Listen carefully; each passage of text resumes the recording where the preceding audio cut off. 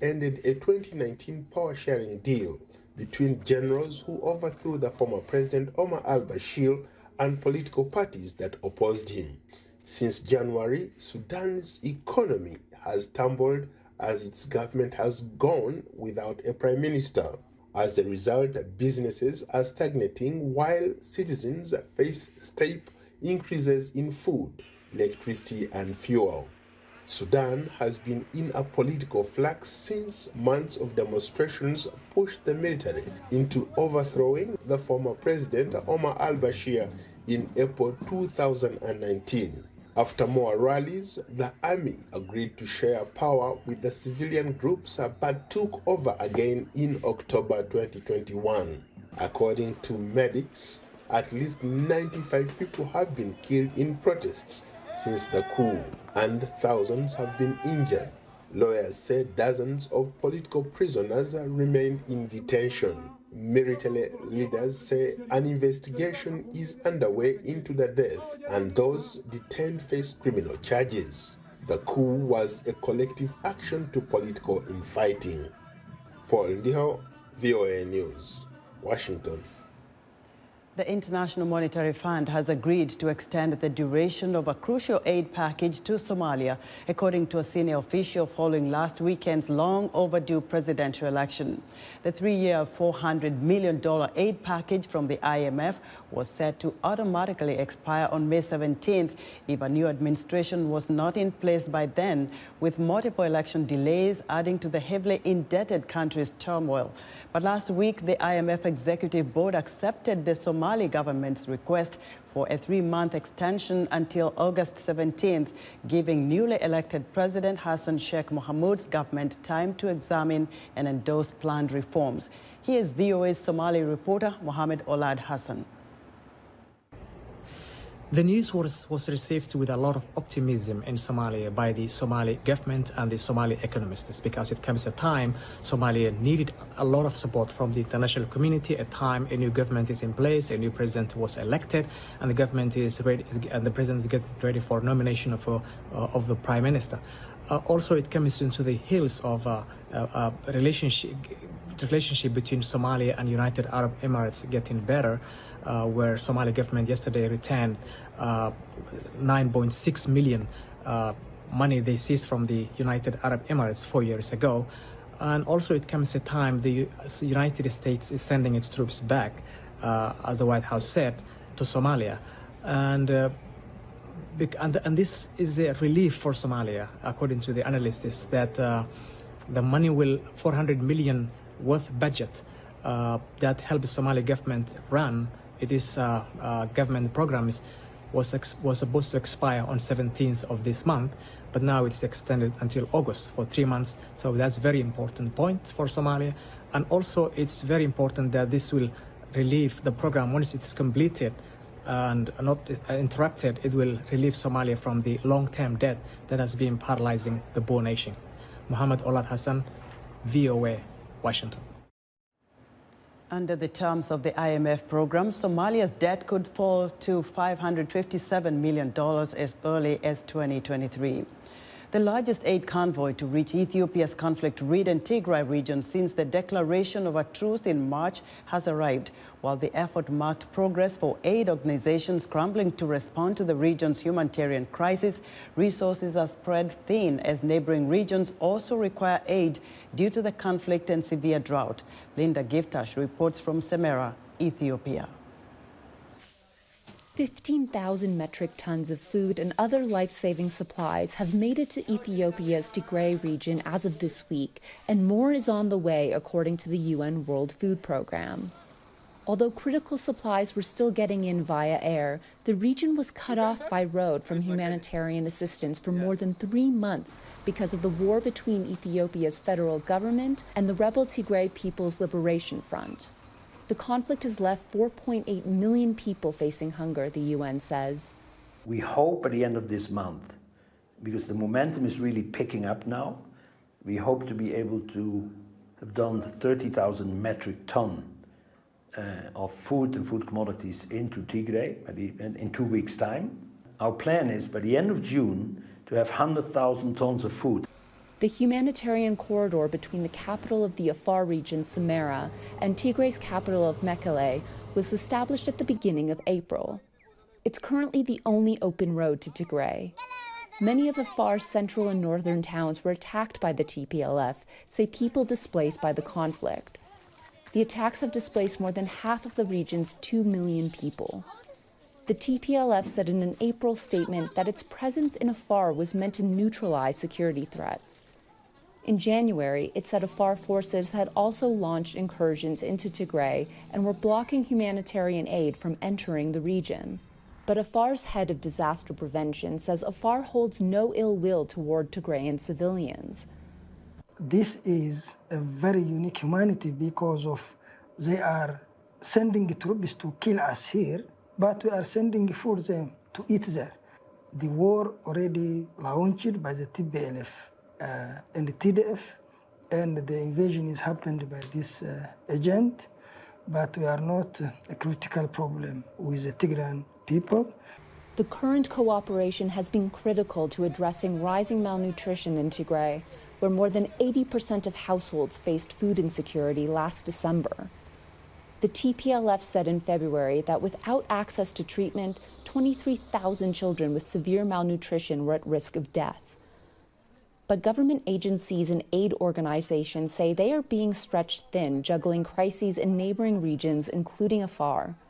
There is a double burden on the community. The first one is the current conflict, which distracted many water facilities as well as other basic facilities. On top of this, drought is also another challenge even for Afar. For the last many years, Afar is within the drought, we can say. So the drought is also another challenge even for the community.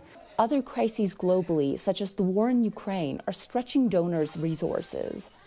The WFP says it's facing a $522 million shortfall for its supplies in Ethiopia in the next 6 months, $220 million of which affects the northern regions, including Tigray. But we're running out of resources very fast. So our nightmare is that we have created that positive environment. We're using those corridors that are open, but we have to stop. So everything goes back to where it was before April. Aid workers say they are not slowing down. An even larger convoy than the one that arrived Monday is already on the road to Tigray, the WFP said, with many more reaching other communities in the country to curtail the growing hunger. Linda Giftash for VOA News, Samara, Ethiopia. 11 soldiers and 15 gunmen have been killed in a suspected jihadist attack in eastern Burkina Faso, according to an army statement. Security and local sources gave a provisional toll of 7 soldiers killed in an assault on a military unit, while a separate attack on a bus left 1 civilian dead. The military chief of staff says that 11 troops had been killed and 20 others were wounded. Army warplanes were used to help capture 15 terrorists who were trying to escape. Rwanda says the first 50 asylum seekers sent from the United Kingdom under a controversial plan could arrive by the end of May. Louisa Knox has the details. Rwanda expects its first 50 asylum seekers transferred from Britain by the end of May, a government spokesperson has said. That's under the UK's controversial and highly criticised plans announced in April. On Thursday, Rwandan officials took journalists on a tour of hostels that are being adapted to house the migrants. Deputy government spokesperson Alain Mukurarinda. They will not be locked up. They will be in the sites you have visited. They will be able to leave and enter. At some point, once their status has been fixed, they will have to go and live with other Rwandans, but they will be free. They will not be prisoners. Last year, more than 28,000 migrants and refugees made the crossing from mainland Europe to Britain on rickety boats. The UK's plan to send asylum seekers to the East African country is pitched as an attempt to disrupt the business model of people smuggling gangs. But concerns have been raised about Rwanda's human rights record, which the British government itself noted last year. Mukurarinda said a solution had to be found to a problem that takes people's lives as they cross the desert or the Mediterranean Sea. And then we have the experience of welcoming refugees. And we Rwandans have also experienced this situation of being a refugee. So if there is a way to solve this problem by saving lives, I don't think Rwanda could not accept. The British government said in a statement that it has started to notify those who are likely to be relocated, with the first flights expected to take place in the coming months. However, earlier this month it said lawyers are expected to lodge claims in a bid to prevent their departure. Louisa Knox of Reuters with that report. Zimbabwean villagers displaced more than a decade ago to make way for a joint government and Chinese-run diamond mine are still waiting for promised compensation and proper housing. Columbus Mavunga reports from Mutare, Zimbabwe. About 1,200 families were displaced to make way for diamond mining in Zimbabwe. The diamond companies built houses for them, which from a distance look decent. Among the displaced is 81-year-old Nixon Zihu, who invites outsiders to take a closer look before believing that. I wish one of them would come and spend a night in the house so they actually feel it, because just mere talking doesn't make them understand. So they must come and sleep in there.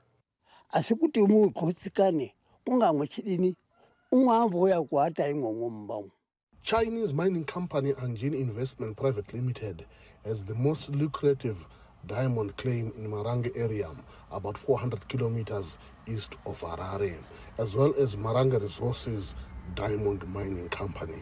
Anjini company officials say they are aware of the displaced villagers' concerns. Our sister company, Zimbabwe Consolidated Diamond Company, they've pledged and they've vowed to resuscitate and refurbish those houses. Zimbabwe Consolidated Diamond Company is a government-owned company which later took most diamond operations. Besides housing, the displaced villagers complain about a lack of clean drinking water and having just 1 hectare for subsistence farming compared to vast sections of land they left in Maranga. The Zimbabwean government has answered the allegations, inviting observers to see what officials say has been progress in alleviating concerns. There are huge interventions which have taken place around that area, and I think it will also probably be, an idea that sometime soon we have a visit which you can all come and see for yourself some of the good work which is happening. So the long and short of it is there's good work which is happening. There were interruptions due to COVID which affected production and also affected the revenues of the company. When reporters visited the area, there was no evidence of any work taking place. Meanwhile, Zihu is keeping up his calls for government officials to come and experience his miseries. Columbus Mavunga for VOA News, Mutare, Zimbabwe. We're excited to hear what you think about Africa 54 and all our VOA Africa programs on our website at voaafrica.com. Still to come in our entertainment report, Music Time in Africa host Heather Maxwell catches up with Paris-based jazz musician Alone Word. We'll be right back.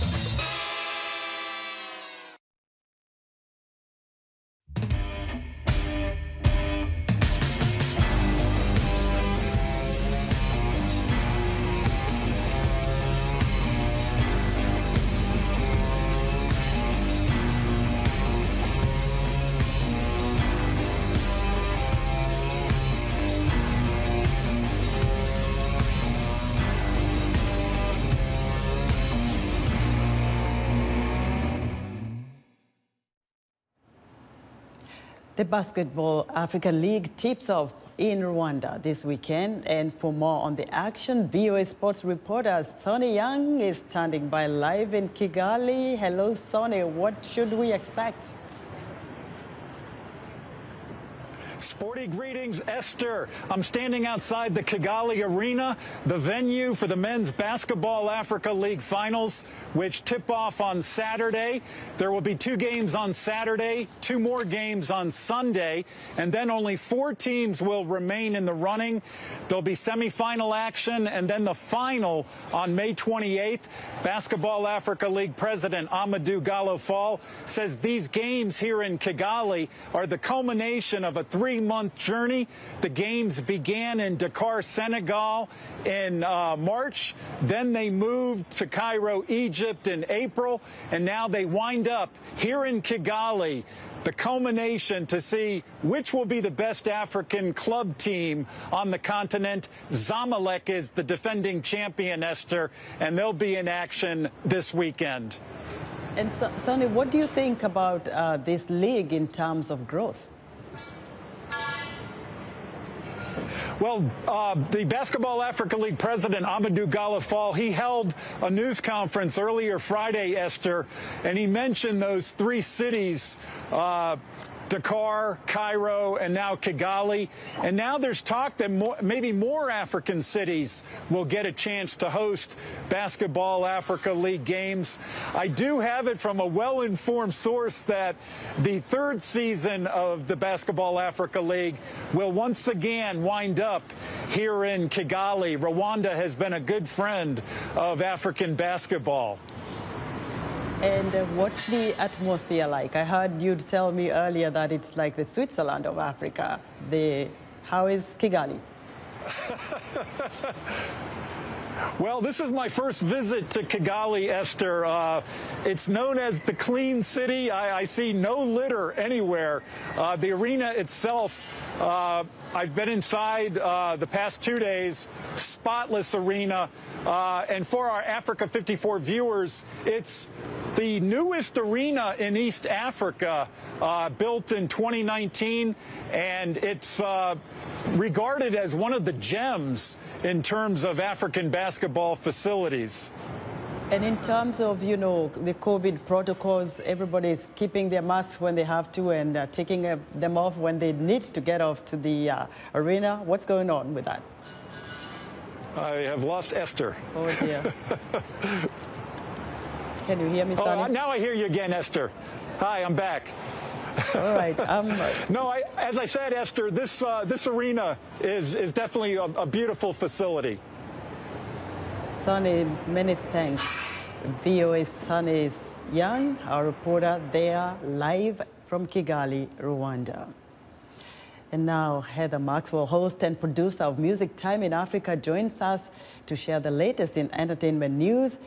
Heather, what do you have for us this week? Hello, Esther. Yes, so this week, what I have for you is Paris-based Senegalese jazz musician Alioune Wade.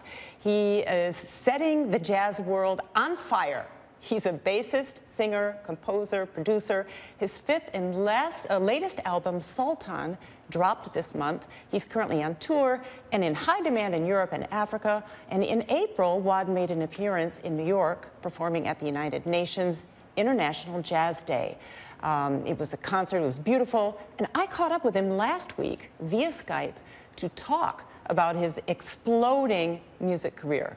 So let's take a watch. Here we are, speaking about his career, and we're talking, actually right now we're going to watch. Yes, we're going to watch. So let's get to it. Yep.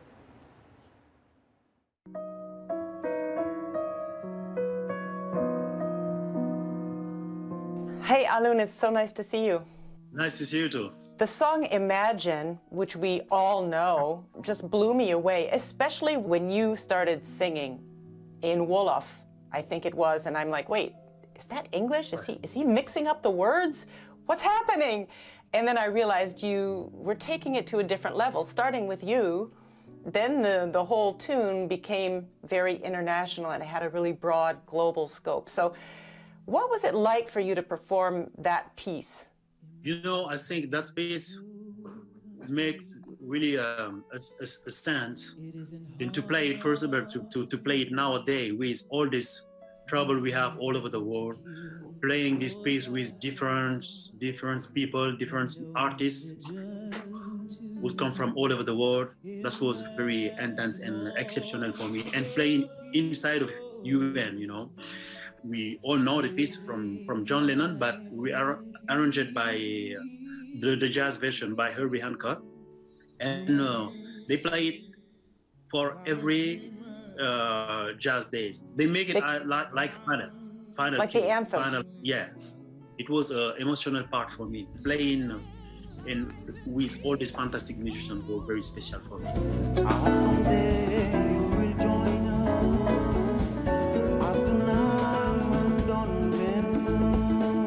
What brought you to music in the first place? You know, I started music very early. Now, because my father was musician also. He was the conductor of the Senegalese Philharmonic Orchestra in the military, in the army. He introduced me classical music, the formation with Jean-Sébastien Bach, Beethoven, Mozart, all this. I know it because he plays this music every day at home.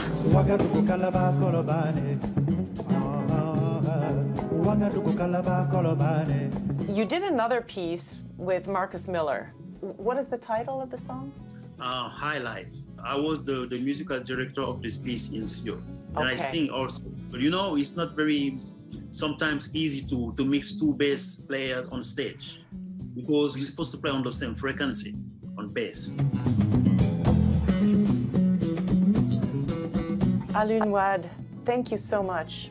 Thank you, my dear. Thank you to give me this opportunity to talk with your audience, to talk with the American and African people audience. And thank you for everything you have done for music, and you're still doing for music. Oh, it's my pleasure. Just like you, I'm in love with music. What can you do? Take care. Ciao. Bye. Heather, like the audience, I wanted to hear much more from him. Tell me a little more about this song, Imagine. Oh, the song Imagine. Well, as most people know, that is John Lennon's song from so many years ago. And at the jazz concert every year that we just saw Alun perform in, they always conclude with that song because it is a global song and it tends to bring people together. I was really struck by this performance with Alun because he was singing partly in Wolof, and he added a whole new dimension to it, and there were many other jazz musicians that played on the song after. It lasts a long time, and it really is a musical expression of unity with all of these different voices and different approaches to this one song. It was just beautiful. Wolof is from, he's from Senegal. Yes. He is from Senegal. Tell me a little more about his album. Okay, so his new album is called Sultan, and that means king, and I think it has 12 tracks on it, and he has a lot of different guest performers. But what he described to me was that it's like a trip all around the world, and with an African focus. So you listen to one song, it sounds like you're in Egypt. You listen to another, and even at the end of that song, you maybe think you're in Egypt in the beginning, but by the time you're at the end of it, you're in, I don't know, Angola. It really it goes all over the place. But it's very, very impressive. It's really very, very impressive. You promised our viewers something. I did. I promised our viewers last week that I was going to give them the results of the Eurovision Song Contest 2022. It is Kalush Orchestra from Ukraine. Now, they beat British TikTok star Sam Ryder, who led by national jury votes in 40 countries, but the band won by public vote, which was a clear show of popular support for not just Kalush Orchestra, but for all of Ukraine. Very, very interesting. Yes, so that's it for our entertainment segment this week. For more music and full-length interviews like the one you just saw with Alun Wad, please go to my Music Time in Africa on YouTube or Facebook or Instagram and listen to it on the radio show every Saturday and Sunday on voanews.com. Now, back to you, Esther. I wanted us to chat more, but you know, it's Friday and we need more music. What are you planning for next week? Well, next week I have an artist. Oh, what is this artist? I believe he is from Nigeria. I don't want to give it all away, but it is really very, very fun. It's more pop music. We're not going to be in the world of jazz. We're going to be in pop. That's why we call you the Music Time in Africa guru here. All right, Heather, thanks so much. Join Heather Maxwell again next Friday for another hot entertainment report right here on Africa 54. And that's our show for today. Be sure to watch Africa 54 on our website at voaafrica.com. From all of us here in Washington, have a great weekend.